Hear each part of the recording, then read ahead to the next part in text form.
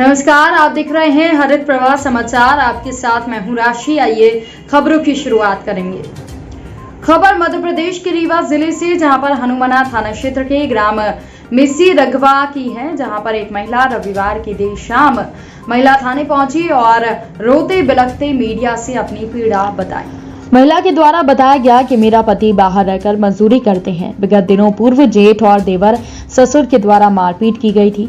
इसमें महिला का पति गंभीर रूप से घायल हो गया है, जिसे उपचार के लिए अस्पताल में भर्ती कराया गया। महिला ने मीडिया को जानकारी देते हुए अपने ही घर के जेठ, देवर और ससुर पर जोर जबरदस्ती करने का आरोप लगाया है।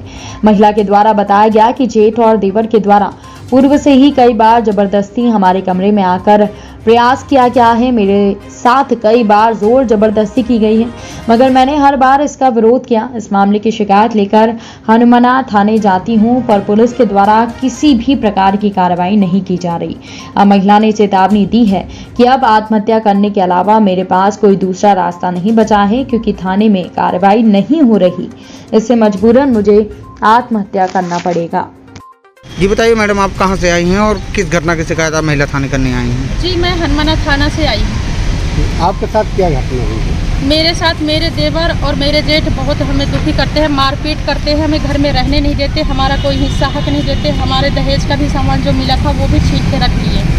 हम बाहर रहते थे, हमें मारपीट के भगा देते थे, हम बाहर रहते थे। लेकिन वहाँ 2 साल लॉकडाउन हुआ, हमारे हस्बैंड का सैलरी कम है, तो हम इस वजह से घर आ गए। हम वहाँ एडजस्ट नहीं कर पा रहे। अब घर में हमें रहने नहीं दे रहे हैं, घुसने नहीं दे रहे हैं, हमारे साथ बदतमीजी करते हैं, आए दिन मारपीट लड़ाई झगड़ा करते हैं। क्या ये शादी के बाद से ही परेशान कर रहे हैं? जी, शादी के बाद हमारे सास ससुर एक्सपायर हो चुके हैं। शादी के 21 साल बाद तब से ये कर रहे हैं। आपने आवेदन में जो दिया है थाने में, जी, उसमें आपने आरोप लगाया कि आपकी जेठ आपके साथ बलात्कार करने का प्रयास करते हैं। जेठ और देवर? जी। जेठ का क्या नाम है? कृपा शंकर मिश्रा। और देवर? देवर के नाम है रमाशंकर मिश्रा।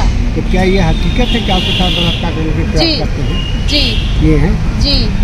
अच्छा, इसकी शिकायत आप कहाँ की है? मैं इसे हनुमाना थाना में की। उसमें पुलिस ने कुछ कार्रवाई की? नहीं की। पुलिस ना मेरे घर पे आई है और ना कोई कार्रवाई की है। मैं दरोगा को लगातार, दरोगा का नंबर भी मैं सेव की हूँ। हाटा थाना लगता है।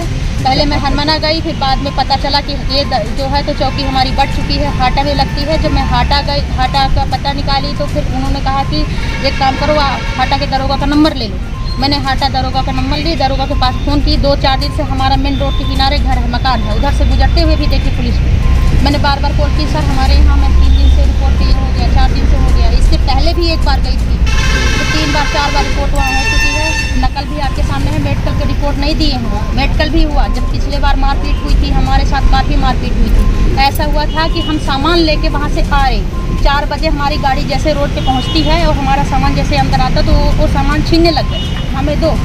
तो हमने कहा कि जब हमें घर से कभी हम बीमारी में, दुखी में, एक्सीडेंट हमारे बच्चे का हुआ, कोई हादसा में हमारे साथ नहीं दिए हो, तो हम अपना सामान नहीं देंगे, अपने कमाई से बनाए।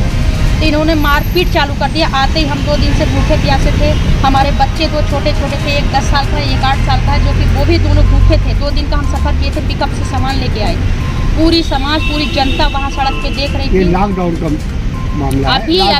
नहीं, अभी रक्षाबंधन से 1 दिन पहले हमारा सामान लेके आई थी। हमने 21 तारीख को आई थी। आपके पति कहाँ हैं? वो क्या कहते हैं? हमारे पति साथ आए थे, उनके साथ मारपीट किए। वो भी हमारे साथ पुलिस चौकी थाने पे गए थे। जब उनके साथ, इसके बाद भी कुछ नहीं हुआ, फिर दोबारा मारपीट हुआ। जब हम 2-4 दिन, हमारे पास पैसा नहीं था, क्योंकि 30-40 हज़ार में गाड़ी का लिए जो बचा खुचा था, हम अपना सामान लेके आ गए। हमारे पास पैसा नहीं था, तो हमारे पति 2-4 दिन यहाँ हनुमाना में इलाज कराए, ठीक नहीं हुए।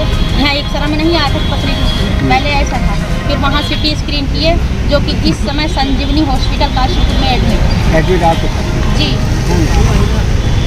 आप यहाँ क्या किस उद्देश्य से? और सामान नहीं दिए, इसलिए हमारे साथ फिर वो मारपीट करना शुरू कर दी। चलिए, आपने सामान नहीं दिया, आपका मारपीट। यहाँ किस उद्देश्य? मैं इस उद्देश्य से आई हूँ कि ऐसे जो करते हैं, जो ऐसे औरत, कम से कम मैं 12 साल से प्रताड़ित हूँ। मैं हमेशा, मेरे हस्बैंड भेजते थे, जब हम वहाँ परेशानी में रहते थे, हमारे पैसे कम पड़ने लगते थे, तो हमारे हस्बैंड वहाँ भेजते थे कि हमें ले जाके छोड़ देते थे, वो जॉब पे चले जाते थे। तो ये हमें मारते पीटते थे, प्रताड़ित करते थे। हमारे साथ कई बार उल्टा सीधा करने को कोशिश किया, तो हम जो है तो भाग जाते थे अपने हस्बैंड के पास। लेकिन जब थक गए, एक दिन तो मुझे यहाँ रहना ही होगा, मेरा हक है, मुझे लेना होगा, क्योंकि मेरे पास 2 बच्चे हैं। तो जब मैं ज़बरदस्ती हो गई कि अब पुलिस चौकी के मैं प्रशासन की मदद लूँगी। पहले ये गांव बस्ती समझाते थे कि मत जाओ क्योंकि ये इज्जत का सवाल है। ये तो जब एक मर्द अपने मर्यादा से बाहर जा रहा है तो मैं तो एक औरत हूँ सर। जिस घर का मर्द मर्यादा में नहीं है तो औरत कैसे अब मर्यादा यहाँ में? कहाँ आई हैं आप? जी मैं यहाँ महिला आयोग पुलिस चौकी में आई हूँ। महिला थाना आई हैं। जी महिला थाना आई हूँ। ठीक। तो मैं तो यहाँ महिला आयोग में चाह रही थी। महिला आयोग यहाँ नहीं है। महिला